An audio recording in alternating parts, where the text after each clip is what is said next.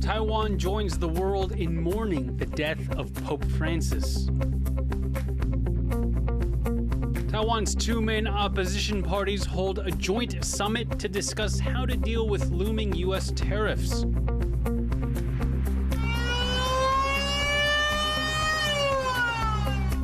Computer war game simulations reveal a weakness in Taiwan's defenses. Plus, Taiwan looks to the stars, contributing its tech to a space mission that's set to be historic for the region.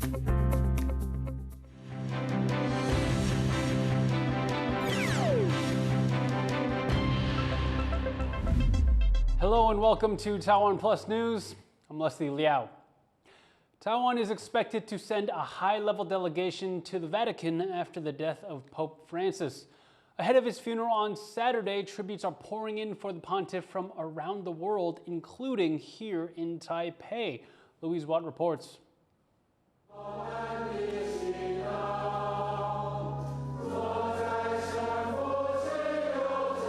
The late Pope Francis mourned around the world and here in Taiwan by the country's Catholic community. They've come together to commemorate Francis, a church reformer who died of a stroke aged 88. His followers have been holding Mass and praying together, offering each other comfort. 有的真的是很悲痛啊，因为他们真的很爱这个教宗啊。那有些当然也在信仰上面，我们常说的死亡不是一个停止，而是一个生命的转变。所以我们怀着这个信德，我们相信教宗与我们在一起。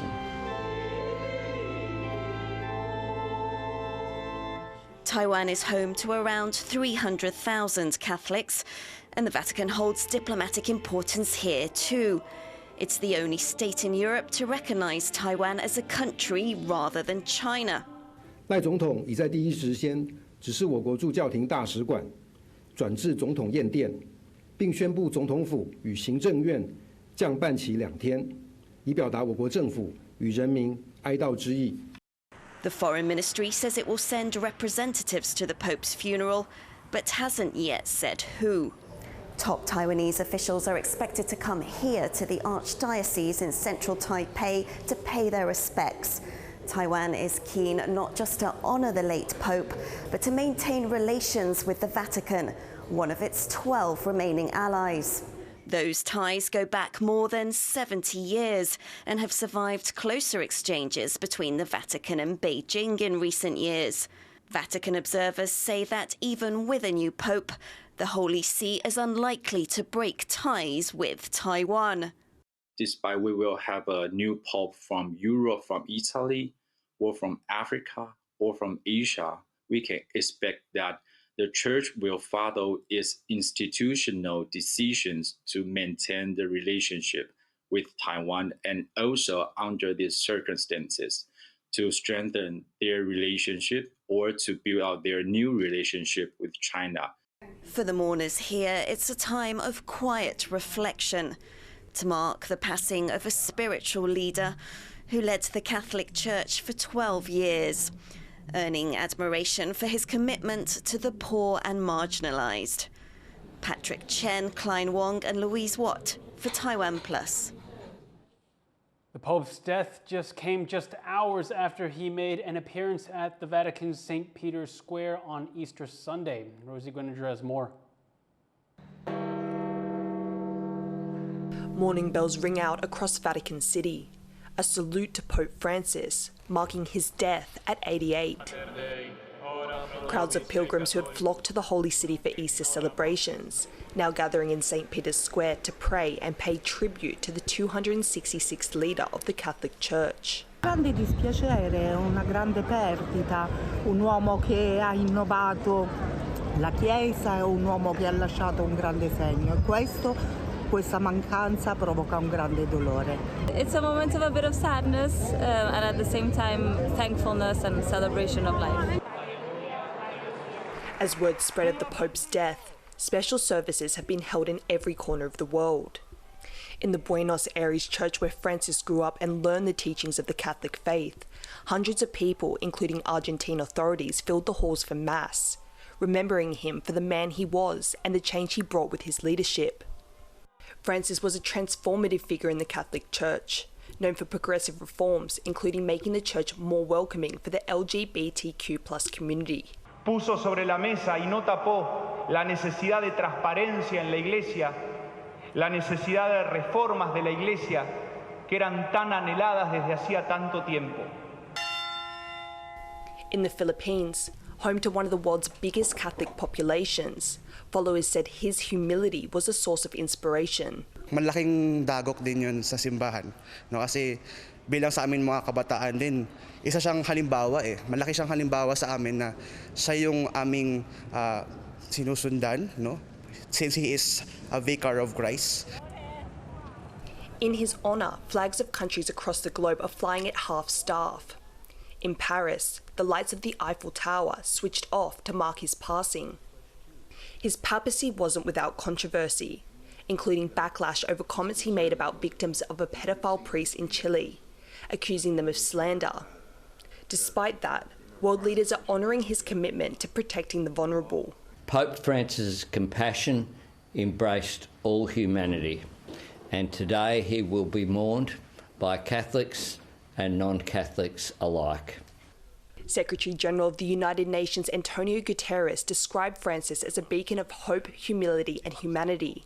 The pontiff often used his voice to call for the end of war, saying it's an impossible way to create a future.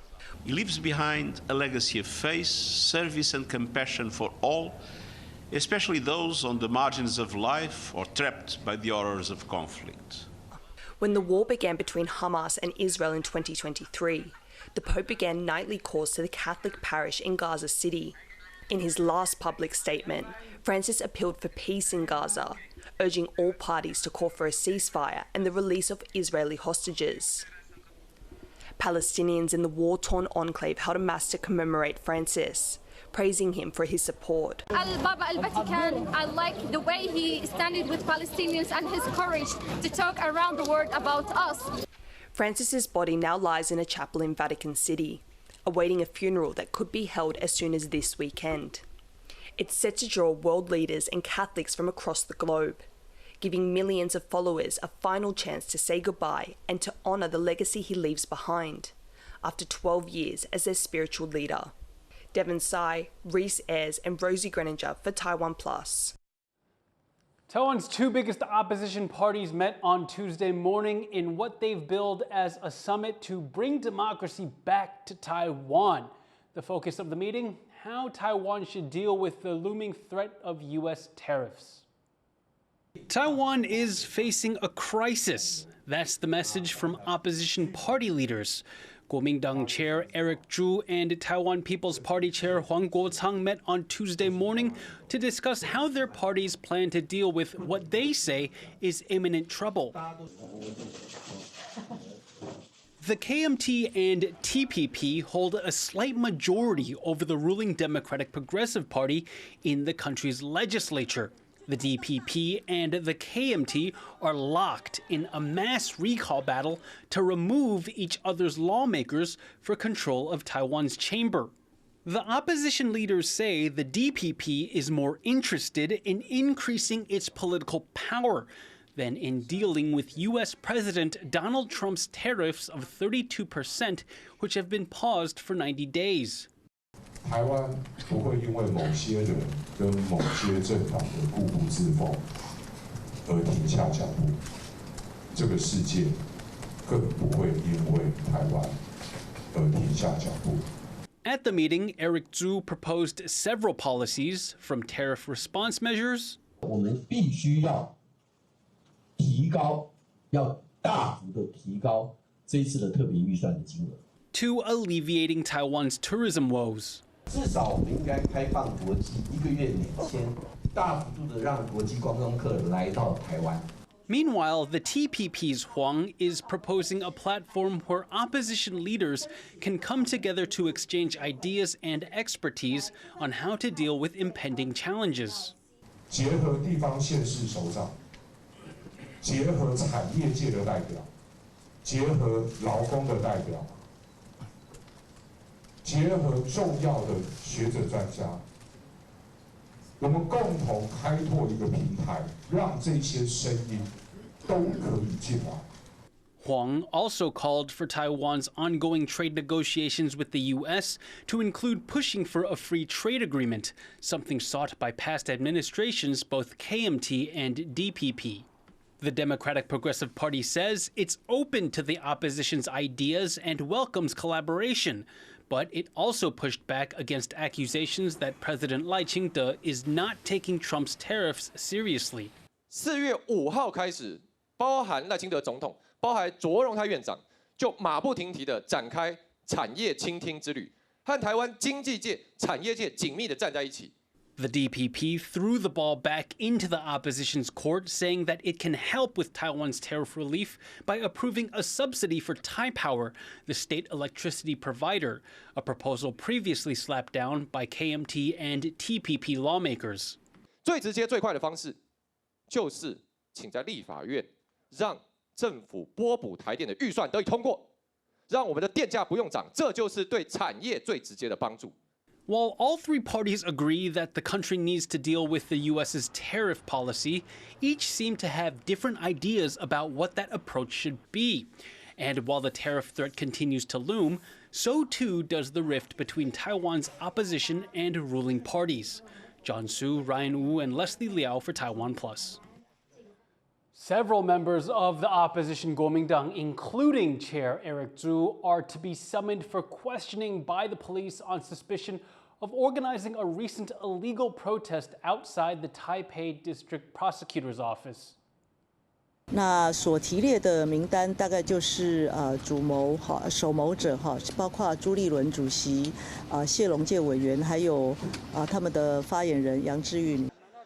Chu last week rallied supporters to gather outside the office to protest investigations of several local party leaders for allegedly forging signatures on recall petitions.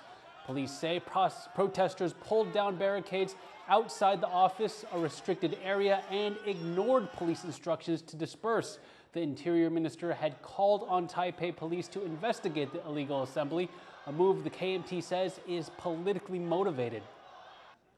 尊重检调的侦办，但是严肃的警告政治势力、政治黑手不要介入司法。The three KMT members are scheduled to appear for questioning on April 28th. Taiwan's premier has asked the opposition-controlled legislature to unlock billions of dollars in frozen funds. 冻结案一共有1584项的冻结，冻结数是1381亿。我们会要求行政院各部分一律全送出来，我们希望一律送出，一律解冻。The cabinet said reduced funding could seriously affect operations across the government, including the defense ministry. In January, opposition lawmakers passed a budget with the largest cuts and freezes in the country's history. The cabinet is seeking a court interpretation about the budget's constitutionality. Taiwan's military has finished almost 2 weeks of computerized war games ahead of live fire exercises in July. Based on the results, the Defense Ministry says that more needs to be done to make sure the military can work with civilians in the event of war. For more on that, Jaime Okan spoke to Thomas Shattuck from the Perry World House at the University of Pennsylvania.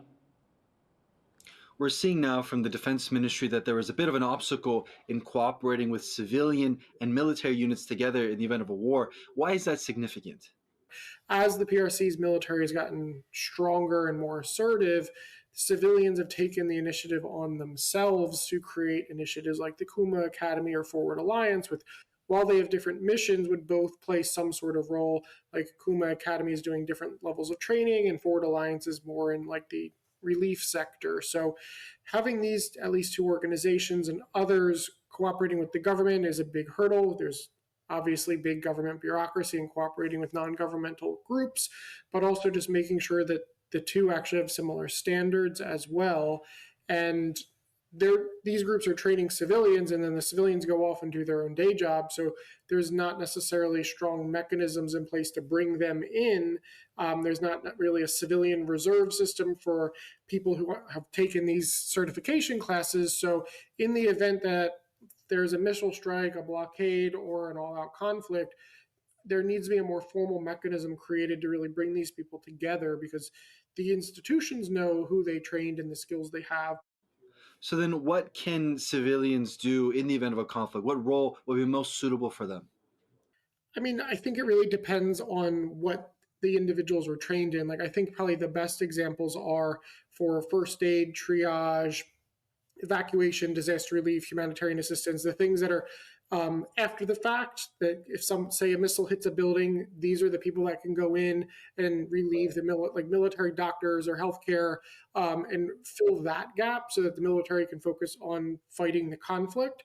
Now, people who have more advanced skills with weaponry and things, like, they may be able to form a more active role in the conflict, but that's unlikely. The way I see is they would be the ones working with the civilians and the affected to clear like rubble and make sure that the plumbing works, that sort of thing. When we talk about systems that Taiwan needs, weapons or capabilities, how significant is communication infrastructure?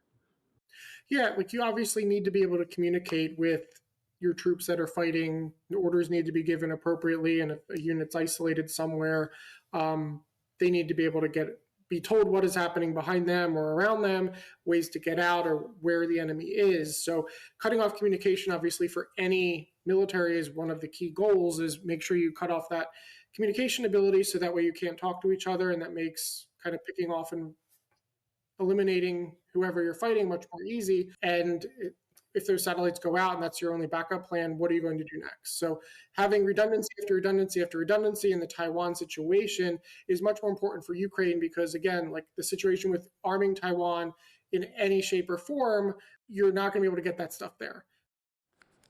That was Thomas Shattuck from Perry World House. Coming up after the break, Chinese developers are putting up big money to transform a coastal Cambodian city into a casino haven. But will their gamble pay off?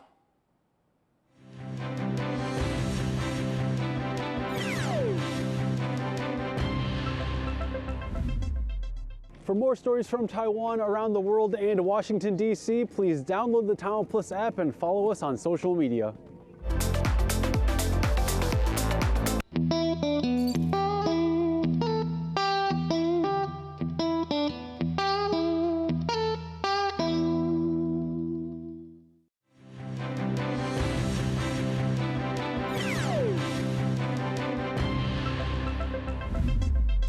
Welcome back. You're watching TaiwanPlus News. Chinese investors are transforming a coastal city in Cambodia into what they hope will be a booming casino resort, but it's been met with mixed reception from locals. Issy Wells reports. Construction workers labor away in the heat of Cambodia's Sihanoukville. Once a collection of fishing villages, this coastal city is being revamped by Chinese investors into a casino hub.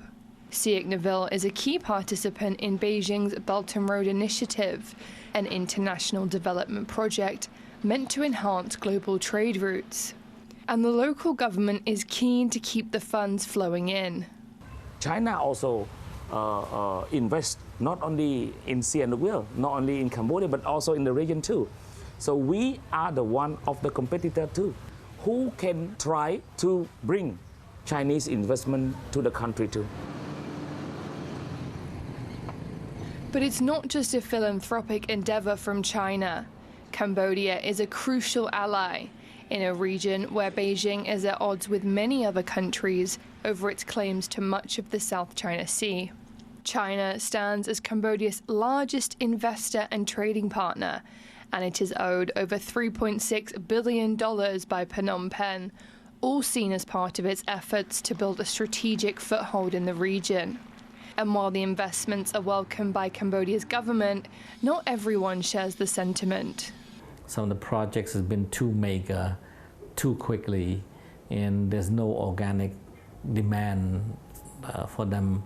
Many of the skyscrapers now towering over Sihanoukville remain empty, leading some people to see this as a ghost town.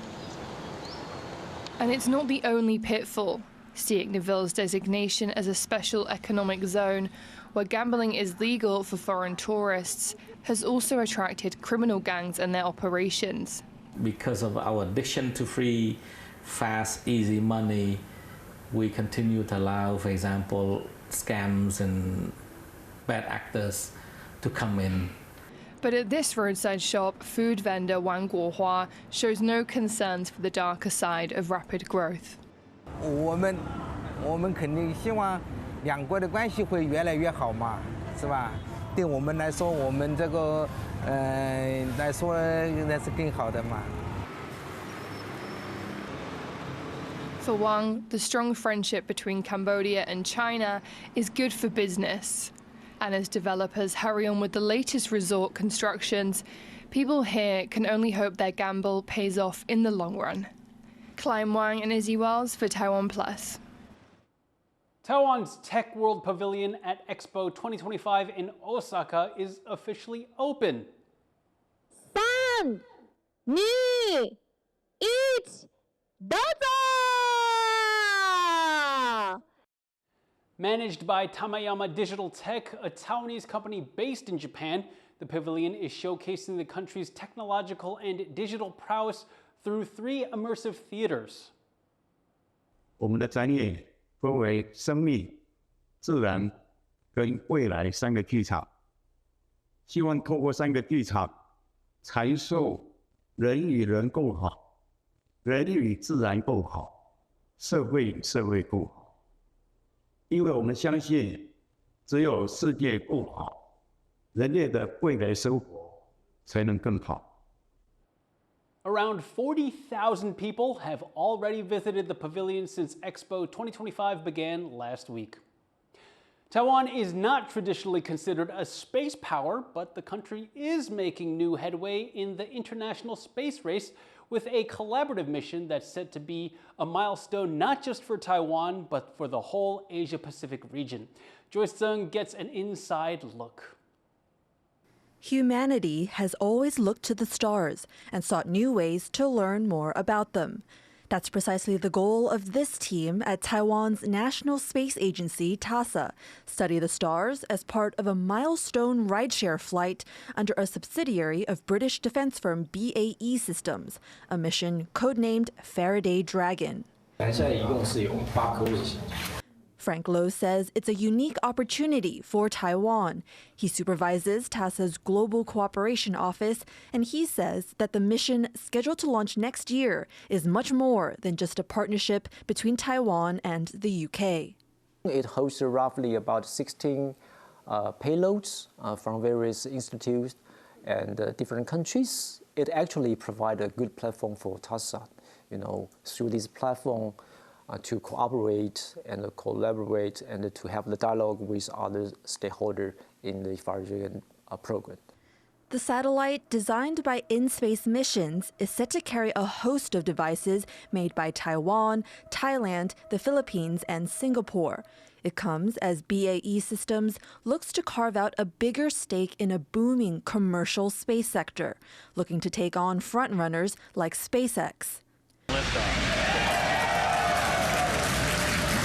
Taiwan is still working on building up its own rocket launch capabilities. So for now, ride-sharing is the main way to send its devices into space and rack up their flight heritage, a sort of mileage count to prove that its devices work up there and work reliably.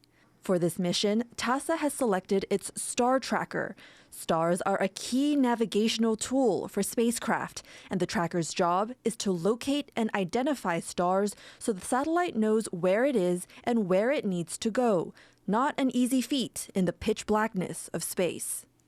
To test to see whether the tracker works, the engineers can run what's called a simulation. Now, this dark screen is not off. It's a model of what the tracker actually sees in space. Now, to the naked eye, you can barely see the specks of white that are the stars, but if you look at this screen, the tracker is not only spotting the stars that are there, but identifying them down to the ID number. Perfecting homegrown devices like the Star Tracker is key to Taiwan's wider goal of putting more domestically made components and satellites into space. Lo says the Faraday Dragon mission is a possible turning point for TASA and how it plans future flights of its flagship Formosat program, a series of satellite launches that started in the late 90s, which have achieved various goals like remote sensing and weather observation. We already carry out and working on our own ride-sharing project. By 2031, actually, we will launch the so-called Formosat 8 and Formosat 9. We already reserve certain space and mass that could accommodate other parties' payload. Through learning from countries with more advanced space programs, Taiwan is vying to provide its own opportunities for other emerging players to hitch a ride on a Taiwanese satellite to the depths of space and jointly learn more about what lies beyond our Earth. Scott Huang, Howard Zhang, and Joyce Zhen for TaiwanPlus. And thank you for watching TaiwanPlus News. You can visit the TaiwanPlus website or follow our social media for more stories from Taiwan and around the world. Finally today, take a look at these athletes picking up their trophies at the Laureus World Sports Awards in Spain. I'm Liao, take care, and I'll see you next time.